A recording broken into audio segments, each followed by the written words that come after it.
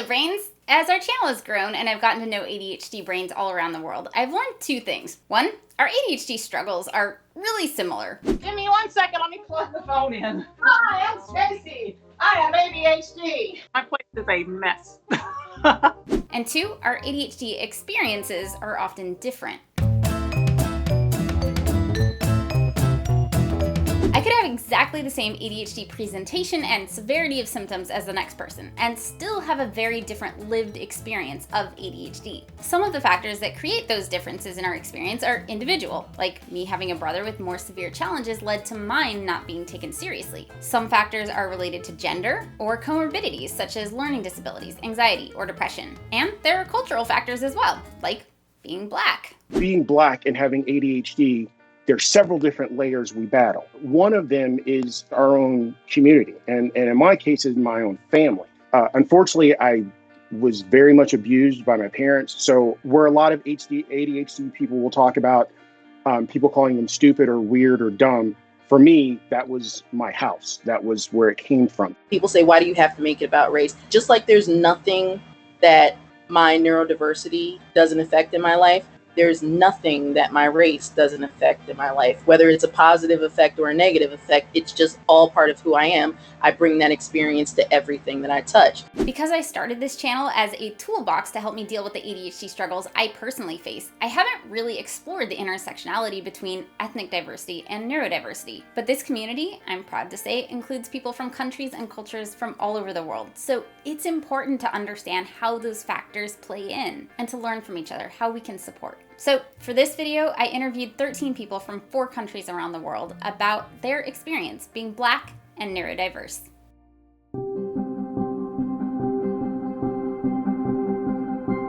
I'm a psychotherapist and ADHD coach located in Brooklyn, New York, and I work with adults who are diagnosed with ADHD centered on codependency, racial identity, and acceptance of their ADHD diagnoses. People call me Diyah Najah. I'm a special education teacher, and I'm also a printmaker and a mixed media artist. I have ADHD and I am an artist, and I help people develop their creativity. I'm a writer, blogger, musician, and sometimes technical expert. So I'm very open about the fact that I have ADHD. I also have kids with special needs. So I have a son with autism and a daughter with some developmental things too, sensory processing disorder, ADHD. I enjoy working with those patients, and everybody enjoys sending them to me. So that's what I end up doing. I got my preliminary diagnosis only last year.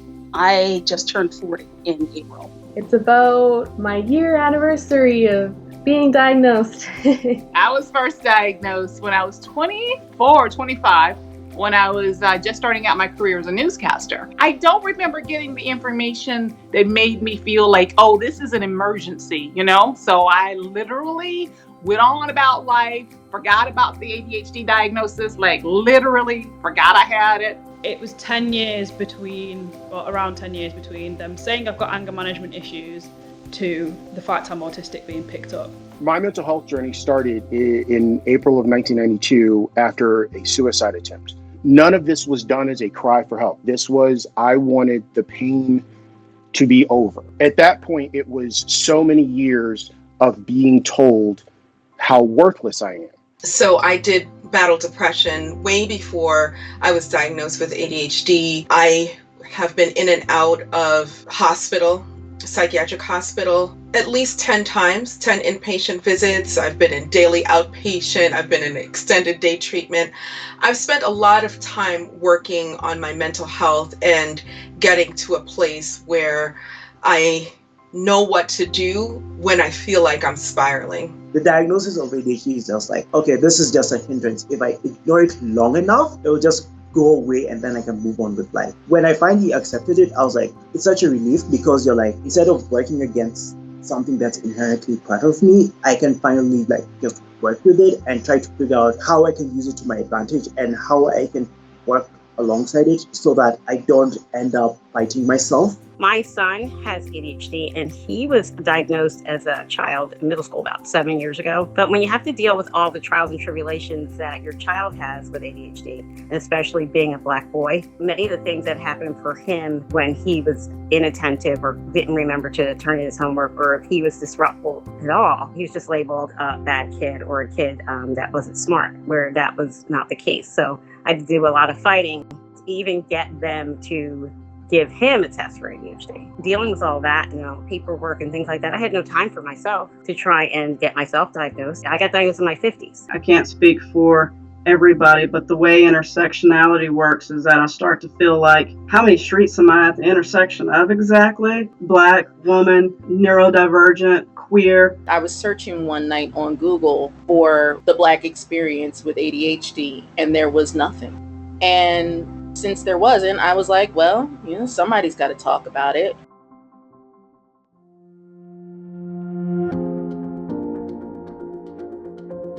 Well, first of all, in the Black community, we really don't talk about mental health, especially with your family from the Caribbean. It's just, if anything's wrong, you go to church, you talk to God. And I mean, that works for some people. Faith isn't the answer for everyone, though. People are like, oh, my therapist is Jesus. Jesus is my therapist. I'll go to church and pray about that. I can't speak to people who are in their 20s now, but traditionally in African American culture, mental health issues are just like, nope. There's this stereotype of Black women. The assumption is that we're always strong. We always have it. Any challenge that there is, we can get around it. In some ways, it's used somewhat as a motivational thing, but I think far too often it sometimes results in us feeling like we can't tell people, hey, I am hurting right now. I need help. Black people have had serious issues with the medical community. We've been experimented on. We've been given drugs that were supposed to be one thing and were really another. We've been subject to forced sterilization. There's a lot of reason for the Black community to not trust doctors. There was a lot of experiments performed. There's a lot of dismissing of symptoms. There's a lot of health disparities. And psychiatry in general, which I did not know this until I was reading Neurotribes, has a large history in eugenics. There's very much a stigma around ADHD in the African American community. Not so much as a stigma as much as it goes unrecognized. A lot of people view it as an excuse. It's not necessarily a disorder that, if managed properly, can actually help a student go further. They're more like, if so-and-so is bringing up ADHD, they're like trying to get out of being punished, or they're trying to make up an excuse for something they didn't do. There's also the whole mentality of it's a white people problem. Blacks can't have ADHD. Blacks can't have bipolar.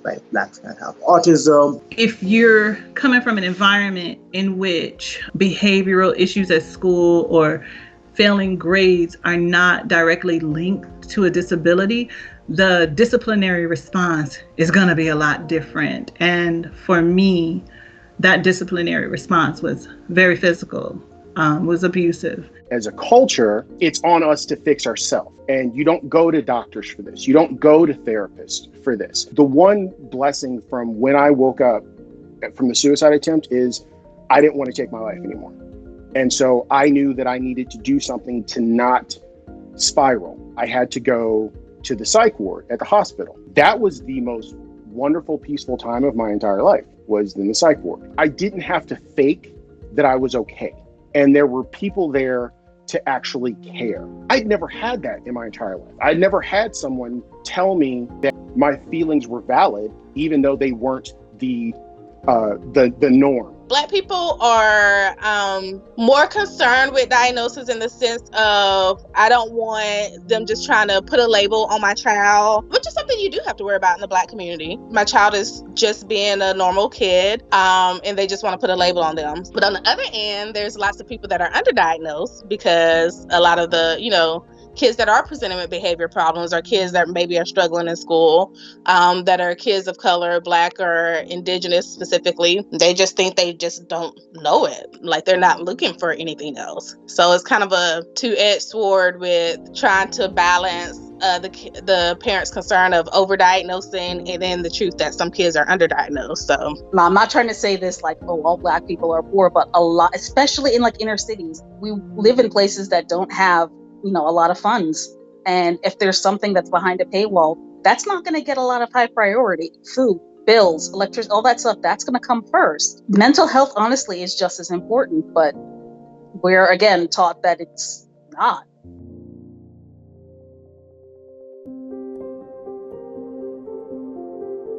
You have to appear white-facing, and you are rewarding white-facing and adhering to the predominant culture's values, right? Adhering to that. And if we have a diagnosis that affects how we emote and regulate, what does that look like for, a Black person living in America where you as so much as sneeze and you are punished or demonized or criminalized for it? You have to tell someone you're autistic, but there's no getting away from the fact I'm Black. Like, you can't just guess that. Even more than the average community, being neat, being tidy, keeping your appearance up, those things are important. You don't want to look scruffy or suspicious, right? That's what we were taught growing up, to keep us safe. So if you can't be neat and you look slovenly, it's like, oh, what will the white people think? At my various jobs, depending on what I feel from other people, is the level that I let out. When I do go to church, everything is masked. It's like a new kind of code switching for me. You learn very quickly to survive in a non-person of color's world, to be viewed even close to being equal, or at least to not be viewed as being ignorant or an animal. You need to speak the same vernacular. You need to use the same verbs. You need to use the same punctuation when typing messages to people as the non-people of color around you. But at the flip side, when you're around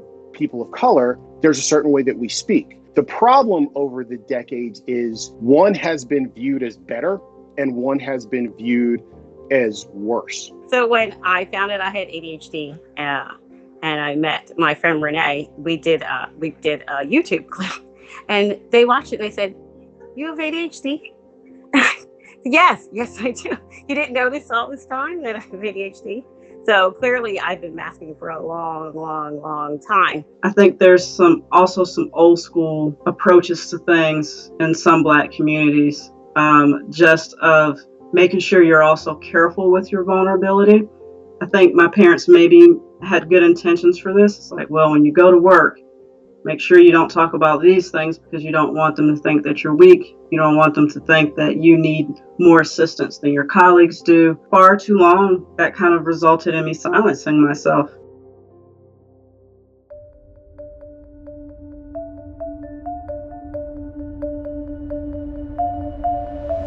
ADHD label and anxiety and depression did kind of like make me stumble a little because of the stigma of mental health. People don't treat you well when they know you have mental health issues. And it's really shitty. Like, there's no reason for that. I've heard all the names. I've been called retarded, slow, Rain Man. And those are the nicer names. I'm quite loud, and if I get passionate about something, whether I'm happy or sad, I just sound angry. And I'm just the angry Black woman. There's just loads of different things like that are part of my being and identity that mean that I do always feel out of place. So the stereotypes, seeing everything constantly in the news cycle, and it's great that it is there, but it just reminds you of all the things that you've experienced and the times that you've kind of tried to forget, because holding on to that stuff, it just makes you go out into the world with like a sense of what is the point? Like, I'm not valued. If I get pulled over and I know, to the best of my ability, of me not quickly trying to text my wife going, where's the paperwork in the car? Because I don't know. Like, she has her car, I have my car. Right now, I have no idea what's in the glove compartment. I've not had a ticket since I was 18. I get stopped by cops. And my son, who we have 4 kids, he's the youngest. I know I have to have the talk with him. And most Black men have it with their sons. You have a talk of how to, speaking of code switching, of how to present yourself when you ever encounter police. The impulsivity piece is what scares me the most. But what we just tell my son is, yes, keep your hands where they can see them. Do not be afraid. And, if there's any kind of problem, we can handle it when you get home. And it's really difficult to have that conversation. And sometimes that conversation doesn't matter. Earlier this week, I want to say it was Tuesday, I talked about how I was out running and I had a police cruiser coming towards me, intentionally slow down, go past me, U-turn, and follow me for about a block and a half until I stopped, middle of the street, turned around and looked dead at him. And then he drove off. I had two thoughts, and I'm just going to be very explicit about this. One was, my wife and kids know I love them. And that was hard. But that's what we deal with on a daily basis. And the other thought was, if he's going to kill me, he's going to have to look me in the eyes to do it. I'm not giving him my back. If he's going to kill me, you're not getting my back. You got to look me in the eye, human being to human being, and be okay with pulling a trigger, stepping on the gas, whatever you were going to do. A conversation that's happening right now that's big is, are the police safe people for us to call if we're in the middle of a mental health crisis? And that's a terrifying question for Black Americans, because you can be in the middle of a mental health crisis.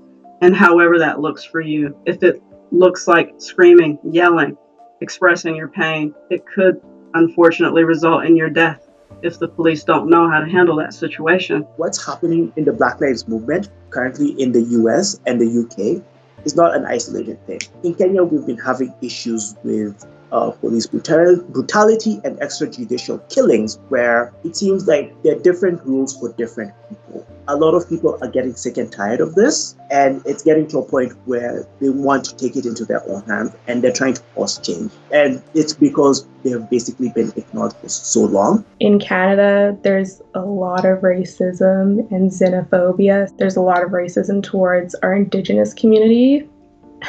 A lot. I find myself a lot in predominantly white settings. So I'm racially othered, as well as on top of feeling out of place because I'm autistic and I don't vibe with everyone in the same way that they all just seem to get this. When I was growing up, I just thought that feeling of not belonging was because I was the only 2 Black kids in a class of 30. I thought it was just that. I didn't realize that I was autistic. Basically, I got labeled as having anger management issues, I believe, looking back now, because I was from a single parent household. I was the Black child in the class. I was loud. I was defiant. Okay, I was defiant sometimes. I was a bit of a naughty kid, but it was only because things weren't being done in a way that an autistic child needs them to be done. So the prejudices of my race meant that it took longer for me to be diagnosed. I had a therapist once tell me, "Oh, I'm shocked to see a Black person here because you guys have survived slavery." I've had therapists that the only analogies they felt they could use with me had to be basketball related.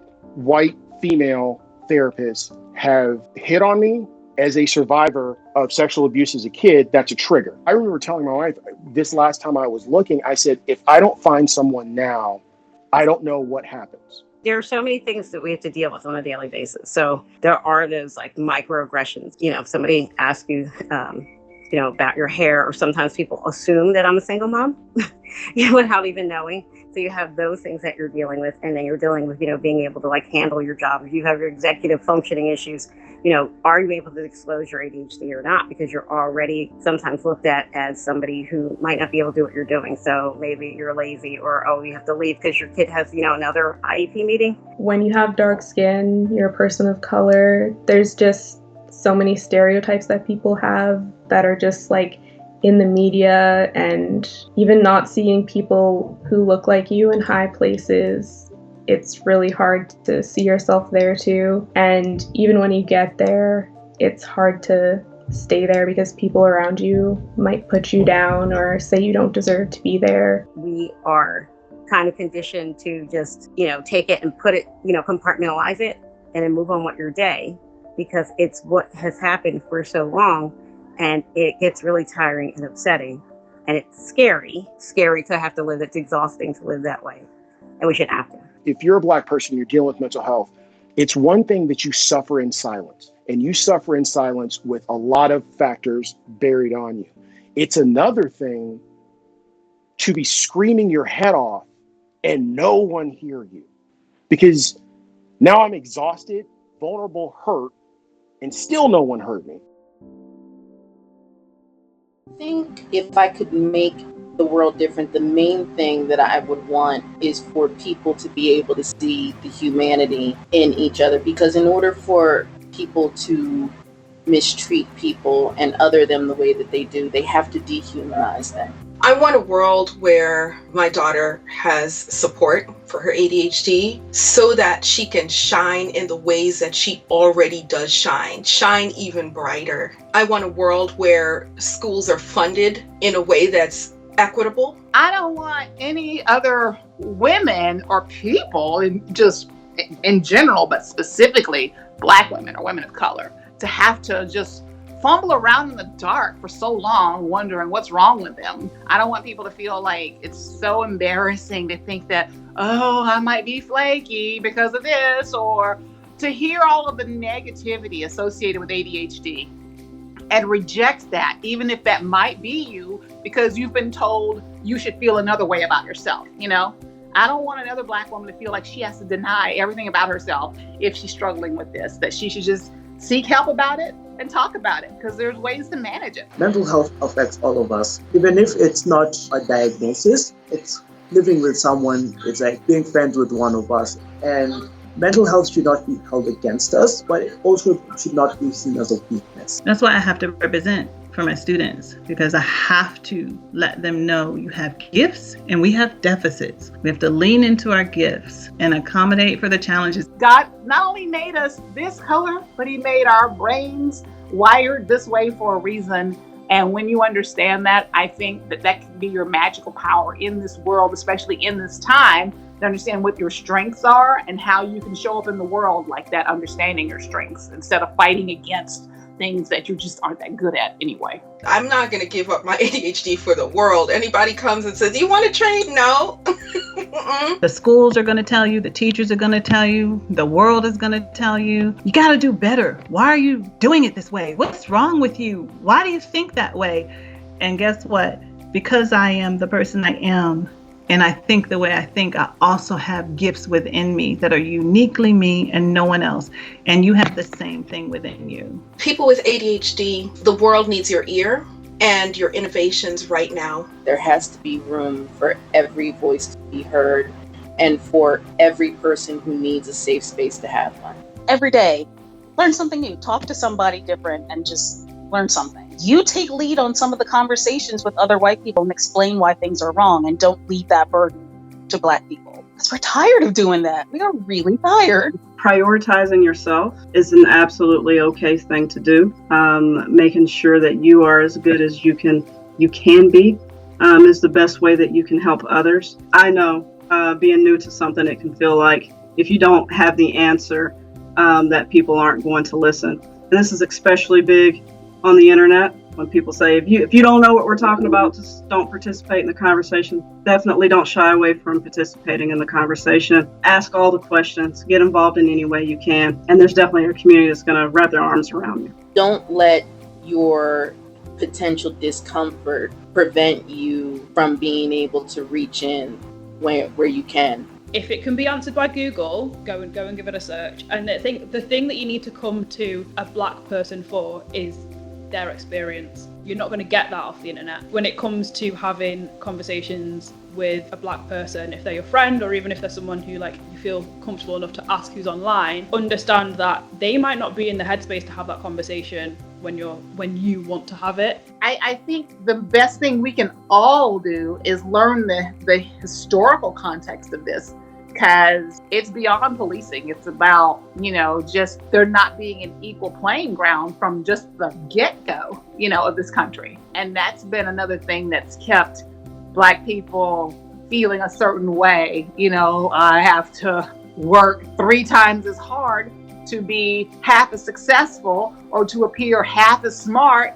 And that's even if I get the opportunity. We need people to prioritize lifting voices of color in a community that desperately needs them more often than when it's a trending hashtag. We need it. No one should have to die for us to have these conversations. Doing better and valuing Black lives is a part of that conversation, always.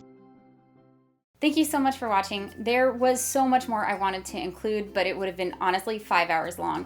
The point is, these are conversations that need to happen. It can be intimidating. It was scary for me to talk to people and not feel like I exactly knew what I was doing. But these conversations are important because without them, we can't understand each other, we can't support each other, and we can't be the community that we know we can be. Check out the links in the description. Let's keep these conversations going. How to ADHD will be donating the YouTube profits from this video and any video watched on our channel through the end of July 2020 to organizations that specifically support mental health in the Black community. Thank you to my brain board and all my Patreon brains for supporting the channel while we took over a month to focus on this one very important video. And thank you to all those who shared their stories. You can find links to their website, social media, everything in the links below. One of the things I love about our community is it has always been an inclusive, safe place for people to talk and share their struggles. Let's make sure that's true for everybody. Bye, brains.